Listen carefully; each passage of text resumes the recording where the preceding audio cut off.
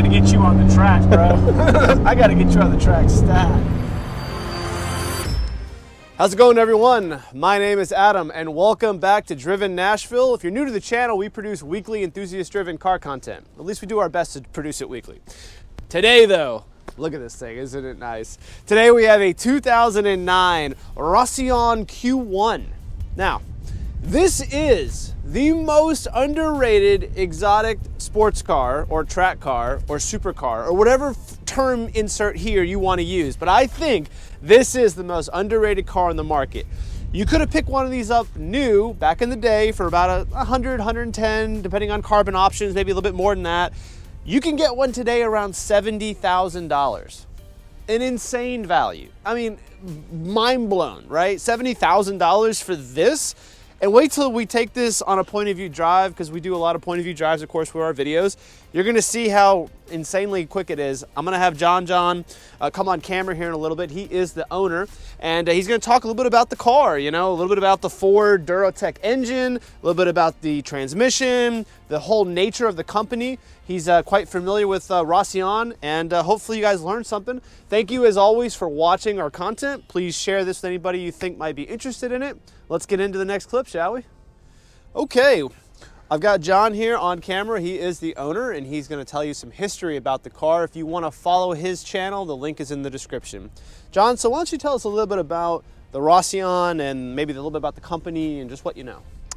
Well, I know, so this car is actually started by Noble. Well, the history dates back to Noble, which for those of you who are familiar is a European, British car company. The Rossion, when they were planning on building a car, instead of starting from scratch, they actually bought the rights to the M400 chassis. What year was that? Do you remember?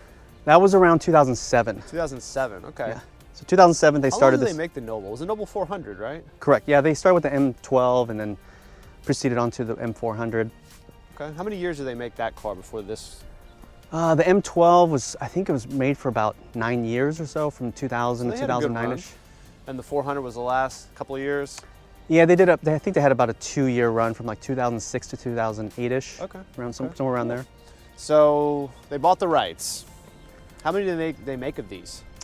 There's no exact numbers. Somewhere total between this car and the carbon fiber edition, I would say probably, I think there's just right around just over 100. Okay. Wow, 100? Just, yeah.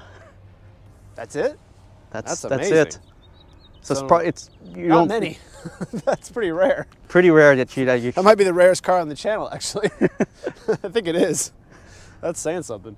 All right. Well, tell us a little bit about in fact, why don't we do this? Why don't we open the car up and then we'll start showing people the interior and the engine. What do you think? Sounds good. Okay.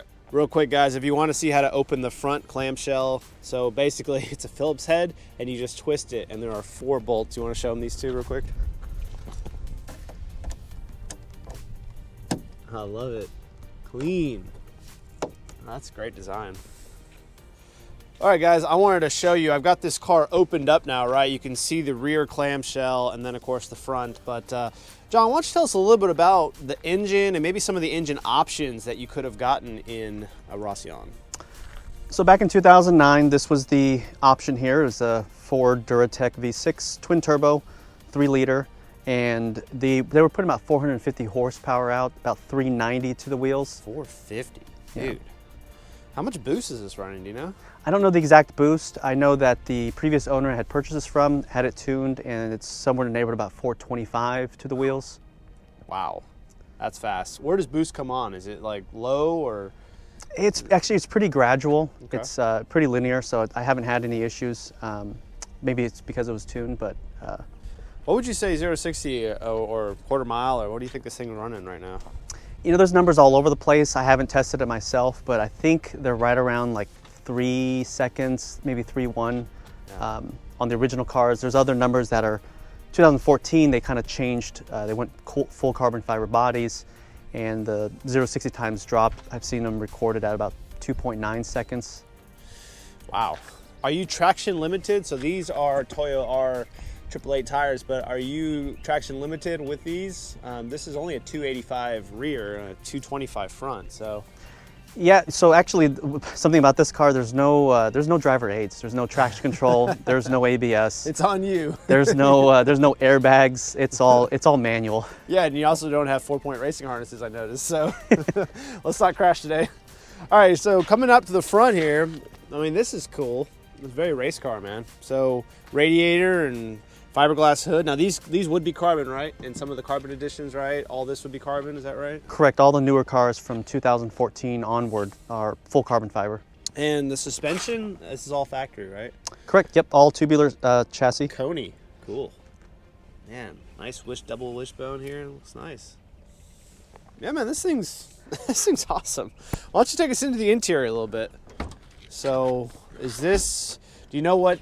This like a Recaro of the world, or? So actually the seats are carbon fiber, Okay. and it's got a Gatrag Look at that, 6. carbon fiber. Go ahead.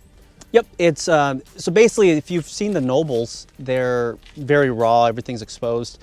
The Rossons kind of went a little bit more refined, so that you see a lot of Alcantara, a lot of the tubular chassis covered up. You can see the roll cage in the top there, but still wrapped in carbon fiber. Nice. Yeah, I mean, it's a track car, but it doesn't obviously scream track car. You can take your wife out for dinner. It's got speakers and everything, huh? Nice. Yep, and where your foot's down there with the foot pedals, you'll notice that there's not much of a dead pedal. It's a small little... Oh, wow, look at that. Man, those pedals are tiny. If you got big feet, good luck. Yeah, proper shoe attires. Proper race shoe, because race car. Oh, you do have the belts in here. Very nice. See, guys, you do want to take it. You're all ready to go to the track, man. Let's take it. You just need new tires. Obviously, that's upgraded, right? No, that's all factory. Factory navigation with Bluetooth. No kidding. Huh.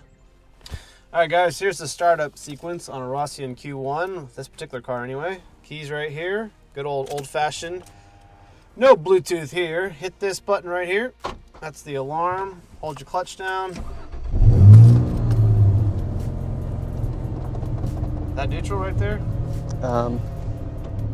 There you go. Whoa, was I in a gear? Yeah. Jesus, it has a lot of play in it, doesn't it? Starts up, man. Nice little idle right there. 20,000 miles. Got a turbo meter here. Here is your engine temperature. She's cold. Oil PSI. Gas, RPM. Red line's right under 7. Is that right? Nice. Cool. Let's go for a drive. Okay, guys, I have never driven the Rossion Q1. In fact, I've never even gotten it out of first. So this is the first time. I thought it'd be kind of fun today just to see how difficult it is to drive if you've never driven one before.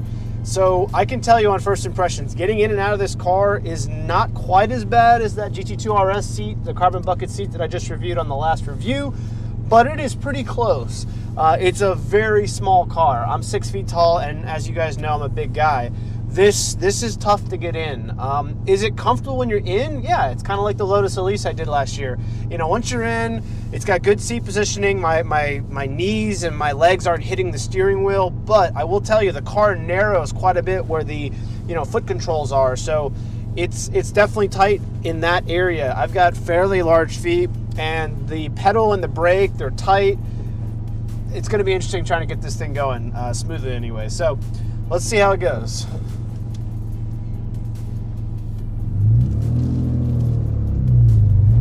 All right, very light, very easy clutch. Easy to drive. You know what? Because it's turbocharged, the power, it's linear, you gotta kind of get it going. So yeah, this is very easy. I was expecting it to be a lot tougher. You know, I was driving a Mazda the other day, and it had a 6-puck ACT clutch. Wow, that's race car, you know? Interesting, the engine really likes to kind of stay for a second after you let off. Okay, I mean, it's easy. I can tell you the weight in the steering wheel is pretty light, actually. It's definitely right on rails. There virtually no give in the wheel here. Brakes are pretty bitey. Definitely. Let's see how the suspension is. Okay, not too bad. Doesn't beat you up. That sounds pretty good, I gotta say.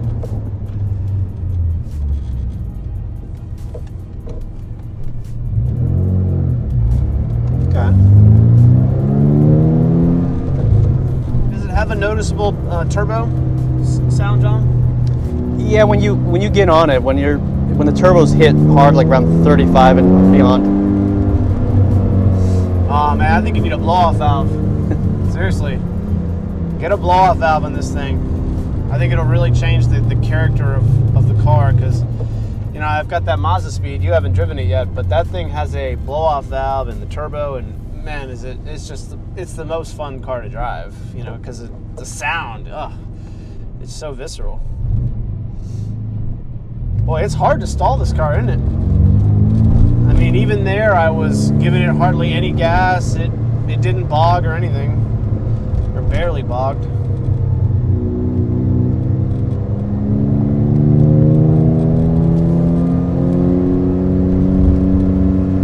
I could say the engine's still pretty cool, or at least the transmission, whatever it is.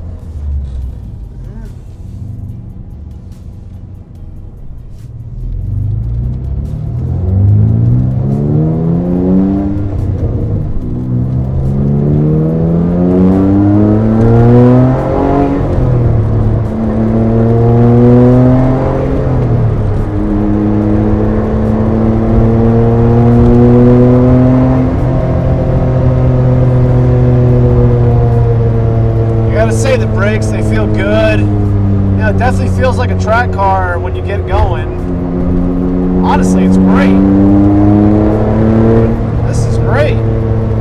You know, it has a little bit of a Lotus feeling to it, I gotta say. It's mid-engine, 50-50 weight balance. Oh, you hear a little bit of the turbo. So right around 4,000 or higher, you hear a little turbo, you know, a little blow off. Yeah, I like it a lot, I really do. I like it a lot more than I thought I would.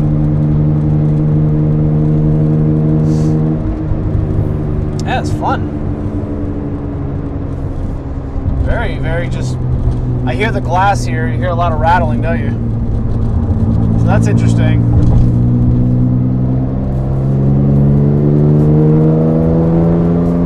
I gotta say, to extract the power, guys, you definitely got to run the engine out. You got to get the boost going. So it actually makes it quite livable, I would say. I mean, you know, you're not going to probably spin the tires unless you're really, really going for it in a high gear, or in, you know, giving it like 4,000 or 5,000 in second. That might cause you to brake. But I love it. I like it a lot.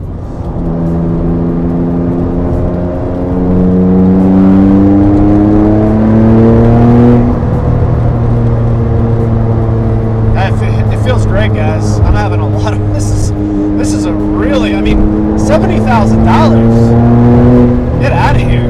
I mean, I haven't even gotten out of fourth. I mean, this car is so linear. It's very much like the Aston Martin. It likes to rev.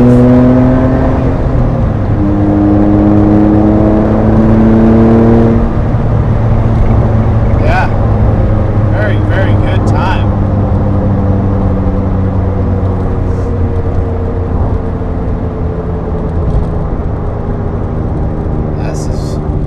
It's pretty comfortable too. I mean, this is one of the more bumpier roads that I test cars on, and I mean, it's you know, it's doing fine. Woo! When it gets about 4,500, it like switches over on the turbos, and they get full boost.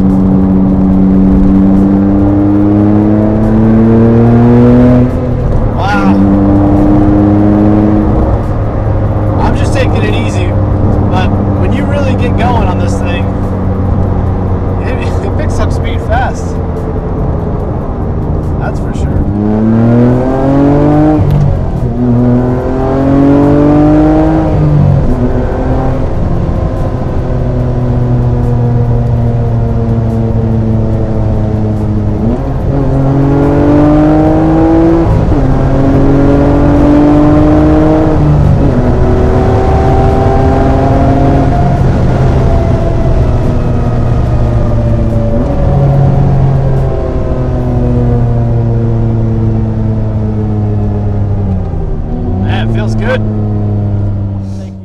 much for watching our video and our content on. Hopefully you guys learned something about the Rossion Q1. So this company is actually still in business, and as a matter of fact, you can give Jason a call over at Rosson, and you could order one of these and you could spend about $160,000 to $175,000 depending on how much carbon you want, what specific engine you want to source for it. So very, very cool that they're still in business. I will say, and I was talking to John about this when we were doing our driving portion, the parts are difficult to find. Now obviously it's a Ford Duratec engine, so that's not going to be a problem, but some of the other more rare parts, or for example if you run into a deer or something, you're going to have a hard time getting a new clamshell, right? So just be mindful of that. It's kind of like where the Hummer is too. You know, it's hard to find parts for a 95 vehicle, obviously. It's not exactly a Miata, right, where there's a bunch of manufacturers that make awesome parts for it. But I gotta say, 2,400 pounds, a 0 to 60 time in the low 3s, probably runs a quarter mile if you're a good driver, somewhere around 12 seconds. This is a fast car, guys, it really is. And it's easy to drive. That was what I was most surprised by.